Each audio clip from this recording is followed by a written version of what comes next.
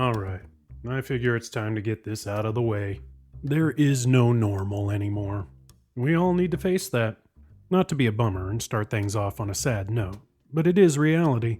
Normal is gone and will not come back. Well, that's not true. We'll reach a, as much as I hate the phrase, new normal. We will find our footing, learn how to balance once again, and move on as humans have for millennia. We're an adaptable bunch of primates, that's for sure. So what will the new landscape look like? As far as society goes, I have no idea. I don't think anyone does. We're standing on a precipice and we're either going to leap off into oblivion or we're going to take a couple steps back and rethink the actions that brought us here. Or shit's just gonna burn, baby, burn. I've written a lot of post-apocalyptic end-of-the-world dystopian fiction, so I have a few ideas of how bad it could get. Let's hope it doesn't go there. Although some Mad Max hot rods would be cool to tool around in. No. There is no upside to the apocalypse. Say it with me. There is no upside to the apocalypse. But let's forget about society's possible collapse. Let's think about writing for a minute or two. As a writer, what do I write about? Things are pretty wild, so how do I beat that? Also, do I include COVID into my stories now? Even though this part of history is still writing itself, do I bring this pandemic into the backstory of my futuristic tales? And what about contemporary fiction? Is COVID now part of the narrative? Or do readers want to forget about the insanity we've been plunged into and pretend that life, at least in books, is what it always was? And these are big questions. I have no answers, but I do have thoughts. Thoughts that you as fans, readers, and fellow writers might want to hear. Or not. Up to you. And speaking of you, a few of you all chimed in about this subject, readers and writers. I'm going to talk about this shit, so buckle up and get ready. Welcome to Writing in Suburbia with Jake Bible.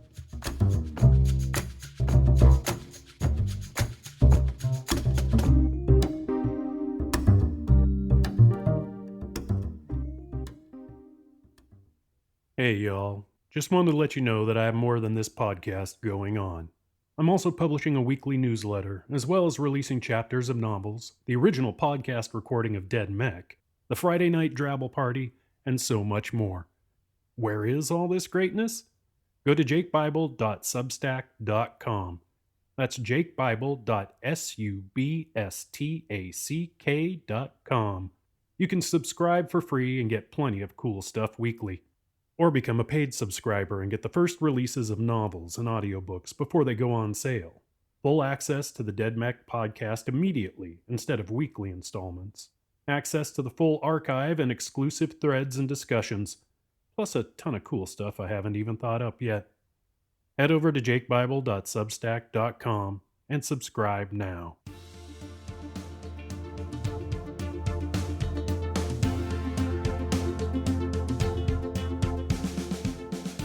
Again, welcome to Writing in Suburbia with Jake Bible. What is this podcast? It's a place where I talk about my career as a professional writer, my fiction, my dreams, my life and family, host other authors, eventually. Try out some new things, and just be real for a moment. I promise not to get preachy, to always be kind, and to be 100% honest, without hurting anyone. So, sit back and relax and prepare to be entertained. But before we get into the meat of the episode, how about some quick Jake Bible fiction news?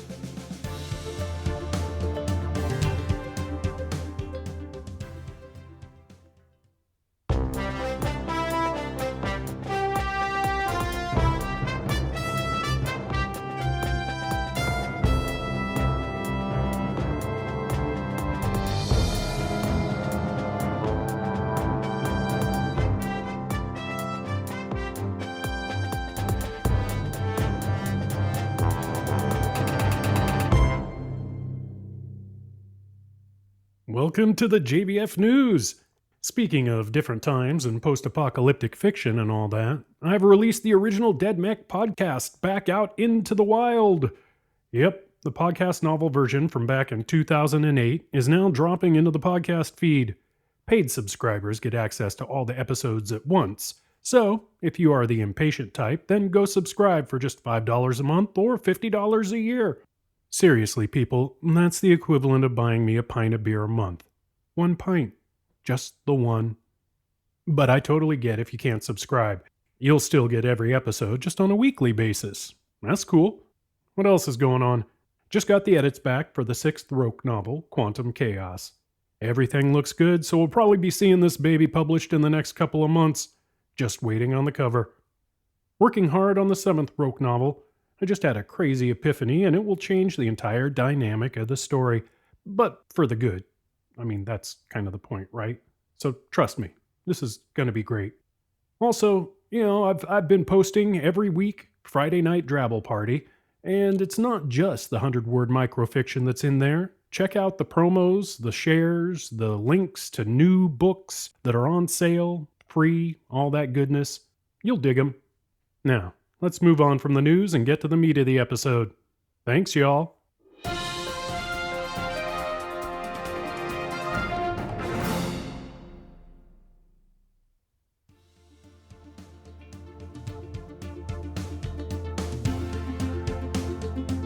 "2020.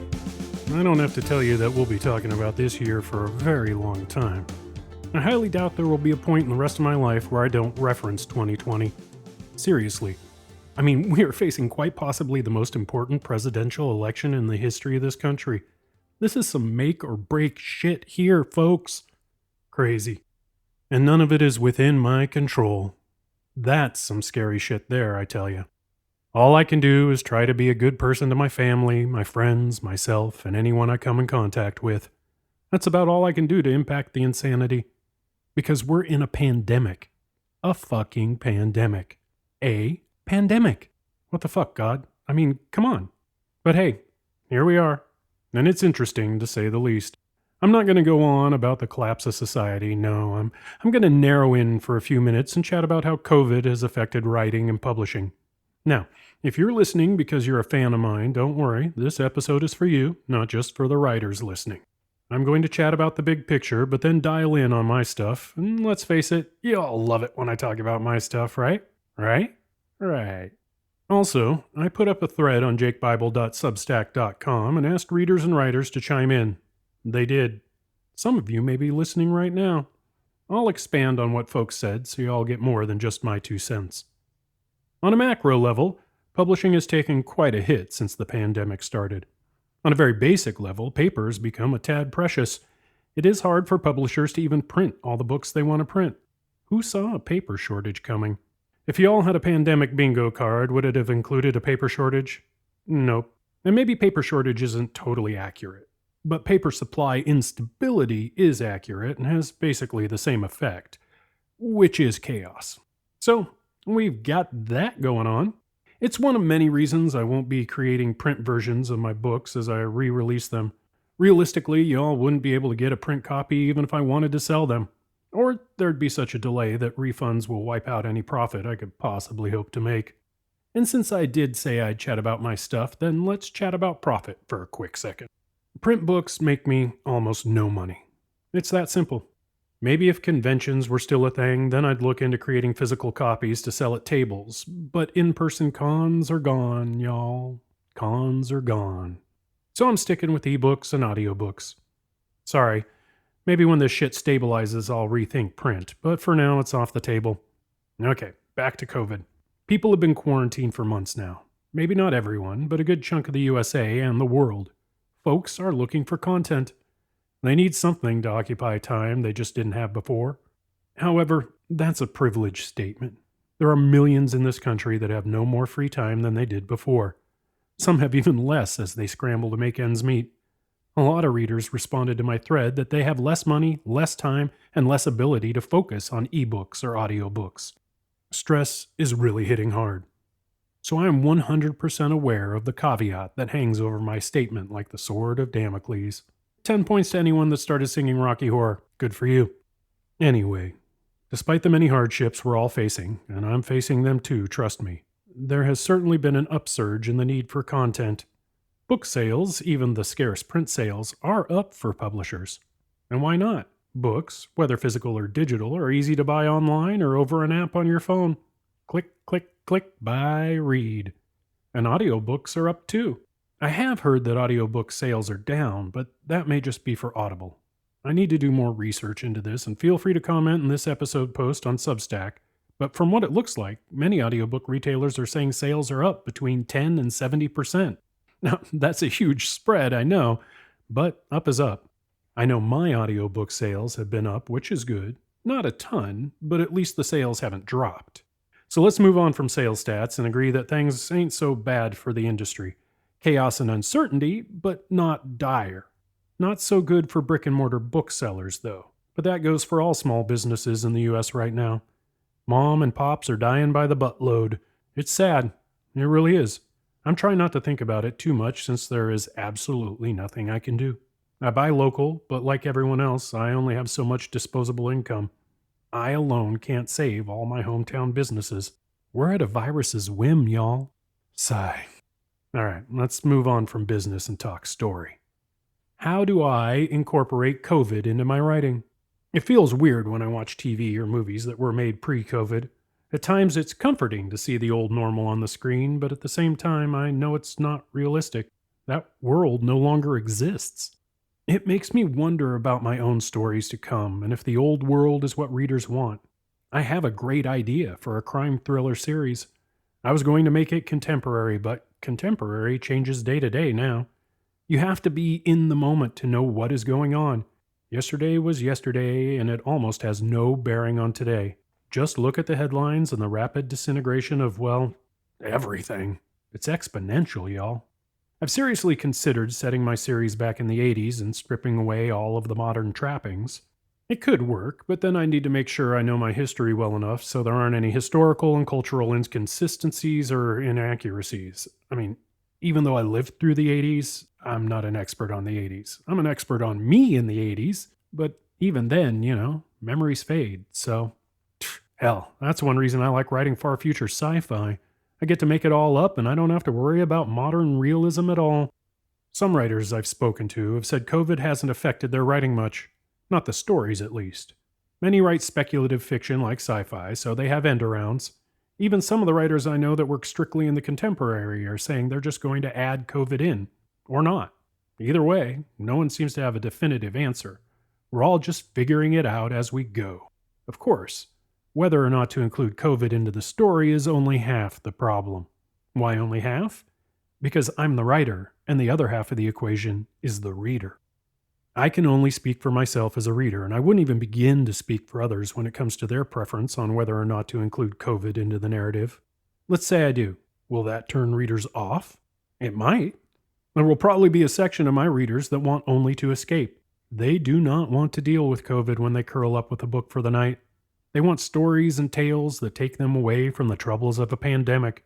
But let's say I don't include COVID into anything I write. For my Rogue series and the other Galactic Fleet novels, that's not a problem. I already describe Earth as an abandoned toxic wasteland where beings in the galaxy spit on the ground after mentioning it because to not spit is very bad luck. I think I nailed the vibe there, so all good with that series.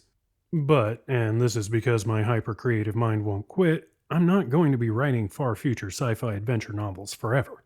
The risk I face is that there are certainly a section of readers that will not only be turned off if I don't realistically mention COVID, but will actively get angry because they'll see it as an inaccurate portrayal of reality, or their version of reality at least. These readers are the ones that leave scathing reviews because expectations were not met.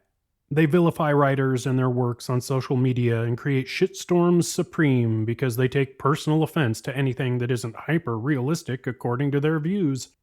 They are the well-actuallys of our times. You know who I'm talking about. I make a misstep and I'll be playing damage control for months, maybe even years. Think I'm being dramatic? Just look at the reviews of some of my books that take issue with foul language. These are the same readers, in my opinion, or the same mindset. I write a lot of military adventure and military sci-fi. I don't know if you know this, but folks in the military curse. A lot. Like a lot. Like a fucking shitload lot. Yet, I see reviews that call out my use of language as wrong. People don't talk like that. No one talks like that. How dare I? How dare I? The anger jumps from the screen. I have a feeling I'm in that same boat with COVID. It's going to be a damned if I do, damned if I don't situation. I asked readers about this, and no one really answered. Most are more concerned with being able to afford books, let alone how COVID is handled inside the books. And I get that. And none of this is even taking into account the fact that this virus has been politicized. Jesus fucking Christ, y'all. People have lost their goddamn minds. Sigh. But moving on from that, let's talk about time. I've gotten a lot of well-meaning messages and comments and emails and whatnot saying that, hey, the upside of getting laid off, which I was back in March, is that now I have more time to write. Nope. Being in quarantine for a pandemic has not given me more time to write. I appreciate the positive take, and I get it because I'm an optimist at heart, so thank you, seriously, to everyone out there that went for the bright side view. Y'all rock. And I mean that. This is not sarcasm. I do appreciate the messages.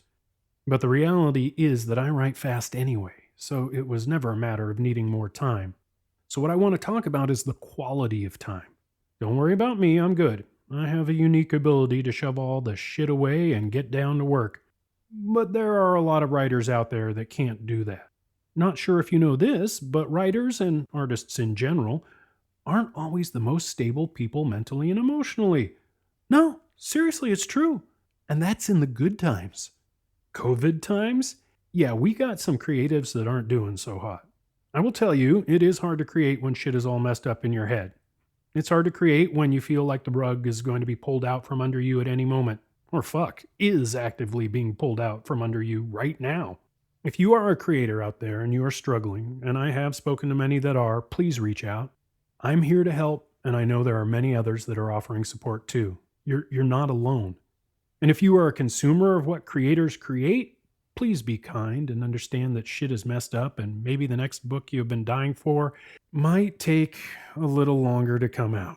Maybe check your favorite author's back catalog. See what they've written that you haven't read yet. Everyone needs the cash right now, so if you can afford it, buying an older title may be the help some creators need. It really comes down to do what you can, whether creator or consumer, just do what you can. Let's see, what else? I'm not sure. Honestly, there is way too much to unpack each day when it comes to modern times that I am sure I could talk about this subject for hours upon hours. I won't subject you to that. But let's keep the conversation going. There is a thread on my Substack, jakebible.substack.com, where we've been discussing this issue. Please feel free to join in. I truly do want to hear what you all have to say. Cool? Cool. Now, how about we leave it here and call it an episode? I know I'm exhausted. So exhausted. Whew. But before I say goodbye, how's about a super quick word from our sponsor? Which is me. I'm the sponsor. And this week, because we're getting close to Halloween, I'm a spooky sponsor. Mwah!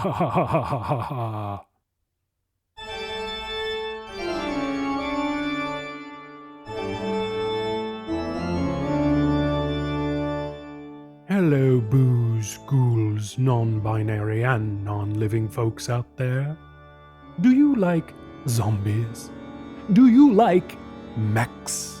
Do you like post-apocalyptic wastelands filled with cults and cannibals and city-states and hundreds of thousands of the undead? Then you're gonna love Dead Mech.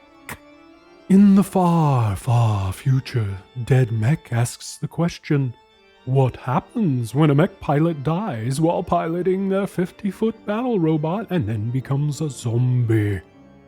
You get a Dead Mech. Dead Mech is available for free as an ebook, and you can find the link at jakebible.com. Want to listen for free? Then check out the re-release of the original podcast version of the novel. Or sell me your soul.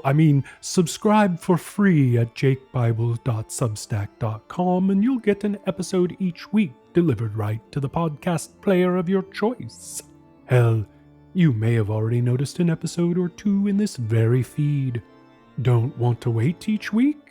Then feel free to either become a paid subscriber at jakebible.substack.com and get all of the episodes at once, Or go to jakebible.com and purchase the audiobook from the web store. Or buy it from one of those giganto-mega corporations. They have copies waiting for you, too. Remember, head to jakebible.com or jakebible.substack.com. You're gonna love it.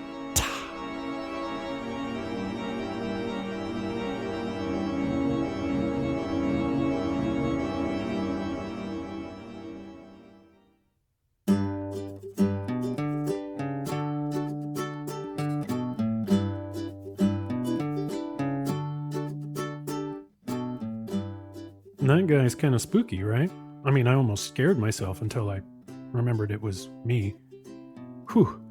Glad I remembered that. I mean, I probably would have been up all night with nightmares. You're probably going to be up all night with nightmares just because of that horrible, horrible commercial. But hey, it is... No, I'm not going to say it. All right. Before I kick it over to the end credits, I wanted to just say thank you. Thank you for listening. Thank you for reading. Thank you for participating in the discussion. Thank you for being you and digging my insanity. Just one big thank you. I really couldn't do this without every one of you. Who would I tell my crazy stories to if I didn't have all you awesome peeps out there? So, from the bottom of my heart, thank you. I'll talk to you next week. Oh, and something to always remember. You can only fail if you quit. Life, writing, everything is a long game. So keep at it. Cheers, y'all.